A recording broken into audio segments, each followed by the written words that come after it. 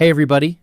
Today we're going to learn on how to change the autosave recovery interval in PowerPoint and adjust your AutoRecover save time settings. This instantly tightens your background backup frequency, forcing the system engine to save your design changes as often as every single minute, so you never lose complex slides during unexpected power cuts or software crashes. First, open Microsoft PowerPoint. Look at the top left corner of the interface menu row and click on File. Look at the absolute bottom of the left-hand navigation sidebar panel and click directly on Options.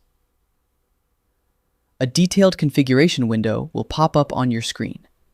Click on the Save tab located near the top of the sidebar list.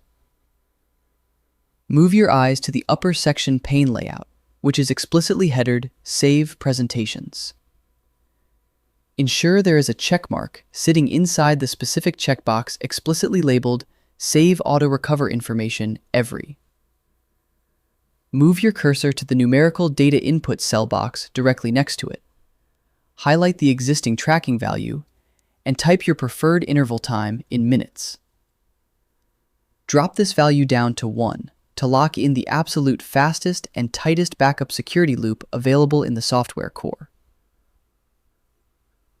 While you are here, also ensure the tracking box below, labeled Keep the last auto-recovered version if I close without saving, is fully checked to protect your presentation drafts from accidental exits.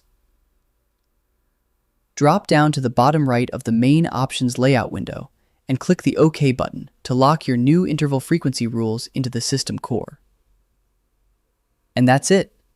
Your high-frequency automatic document protection backup configuration is now completely optimized and operational. I hope it helps you in your current and future project. Thank you for watching.